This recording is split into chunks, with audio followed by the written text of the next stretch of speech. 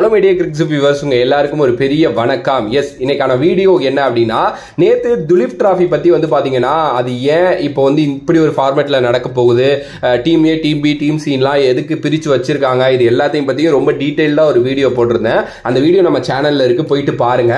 அது கீழே most of the கமெண்டா வந்தது, ப்ரோ எங்களுக்கு எந்த டீமோட ரிவ்யூ வேணுமோ வேண்டாமோ டீம் சியோட ரிவ்யூ எங்களுக்கு வேணும் அப்படின்னு சொல்லிட்டு எல்லாருமே கேட்டிருந்தாங்க. எஸ், அதுக்கான வீடியோ தான் பாத்தீங்க அப்படின்னா இது. ஓகே, துலீப் டிராஃபியோட இந்தியா சி ஸ்குவாட் பத்தி தான் நம்ம இந்த வீடியோல ரொம்ப டீடைல்டா பேச போறோம்.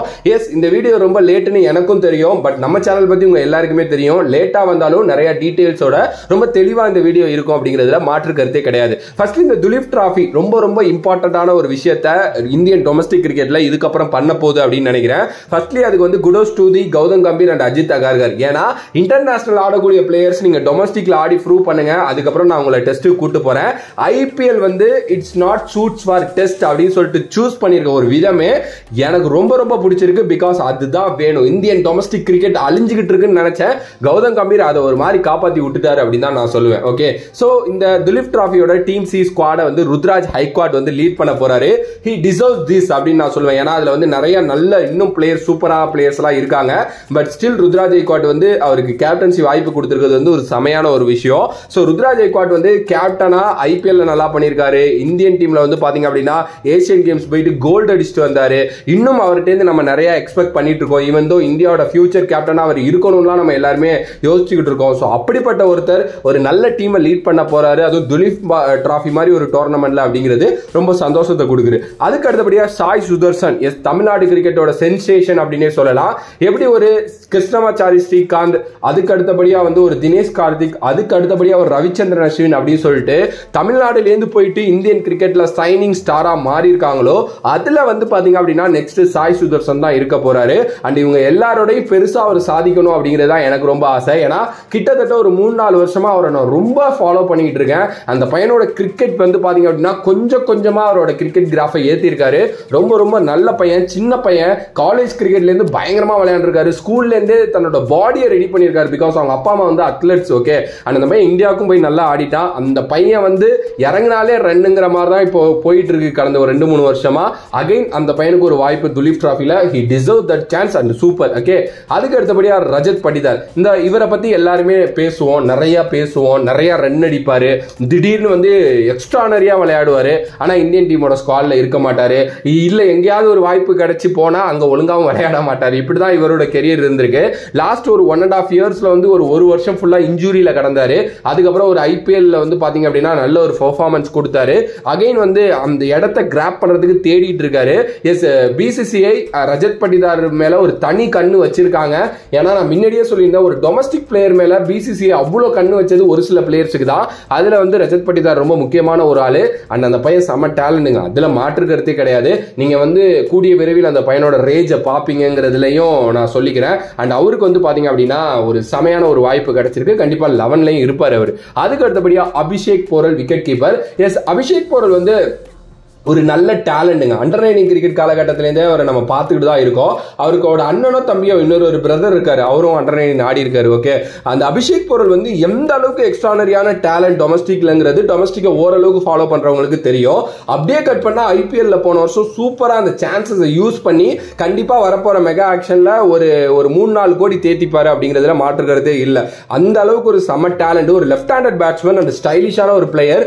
கொஞ்சம் அவரோட உடம்புக்கும் அவர் விளையாடுற கேமுக்கும் சம்பந்தமே இருக்காது. பட் ஆனா சிறு திரும்பும் பல்குத்த உதவும்னு சொல்லுவாங்கல்ல, அது மாதிரி தான் அபிஷேக் போரல். எக்ஸ்ட்ரானரியான டேலண்ட். ஆனா அந்த பையனை கரெக்டா யூஸ் பண்ணணும். விக்கெட் கீப்பர் வேற. எஸ், கண்டிப்பா இந்தியன் டீமுக்கு நிறைய விக்கெட் கீப்பருக்கான போட்டி இருந்துகிட்டே இருக்கு வருட கணக்கா. Maybe Abhishek Porel one of the best replacement for Rishabh Pant in future அப்படின்னு கூட நான் சொல்லுவேன். பார்க்கலாம் என்ன நடக்க போகுது அப்படின்ட்டு. அடுத்து Suryakumar Yadav in red ball cricket கேட்கறதுக்கு எப்படிப்பா இது அப்படின்னு தோணும். பட் அவர் நிறைய ரஞ்சி டிராஃபிலாம் லீட் பண்ணியிருக்காரு மும்பை சைட. அண்டு நல்ல பிளேயருங்க அவர் எப்படி சொல்றது, அவர் நம்ம வந்து இந்த 360 டிகிரியில் விளையாண்டு அப்படிலாம் தான் நம்ம பார்த்துருக்கோம். ஓடிஐ சொதப்பிடுவார், பட் டெஸ்ட் கிரிக்கெட்ல நான் பார்த்த வரைக்கும் அவர் செஞ்சுரிஸ்லாம் வச்சிருந்திருக்காரு. எஸ், பார்ப்போம் என்ன நடக்க போகுதுன்ட்டு. அதுக்கு அடுத்தபடியா பாபா இந்திரஜித், அப்பா இந்த நேம். எஸ், ஆனா அவருக்கு இன்னும் இந்த India A ஸ்குவாடில், I mean tulip டிராஃபில சொல்ல, இந்தியா ஏ போவாங்கல்ல ஏதாவது ஒரு வெஸ்ட் இண்டீஸ் சீரிஸ், அது மாதிரி அதுலயே வாய்ப்பு கிடைக்கணும்னு ஏங்கிக்கிட்டு இருக்க பல பேர்ல நானும் ஒரு ஆளு. என்னங்க ரன் அடிச்சு வச்சிருக்காரு வேர்ல்டு கிரிக்கெட்லயே. கெயின் வில்லியம்சனை தாண்டி டெஸ்ட் கிரிக்கெட்ல ஒரு மாதிரி ஆவரேஜ் வச்சிருக்க ஒரு ஆள் வந்து கடந்த ஒரு 2-3 வருஷத்துல அவரு தாங்க. போற இடமெல்லாம் அடிச்சு பிரிச்செஞ்சுக்கிட்டு இருக்காரு அவரு. அண்ட் தமிழ்நாடு இதுல இருந்து ஒரு பெரிய ஒரு பிளேயரா வந்திருக்க வேண்டிய ஒருத்தர் வயசாயிட்டு வேற இருக்கு. இதுக்கப்புறம் அந்த இந்தியன் டீம் எப்ப அவர் கிராக் பண்ண போறாருன்னு வேற எனக்கு தெரியல. இந்தியன் டீமோட பெஸ்ட் ஒரு மிடில் ஆர்டரா இருந்திருக்கக்கூடிய ஒரு பிளேயர். இவனுங்க பண்ற அந்த இதுல வந்து இவருக்கு வாய்ப்பும் கிடைக்கல. அண்ட் அவர் ஒரு இன்டர்வியூல சொல்லியிருந்தாரு, இந்தியா ஏக்கு கூட என்னை எடுக்காதப்போ எனக்கு ரொம்ப கஷ்டமா இருக்கும் அப்படின்னு சொல்லிட்டு.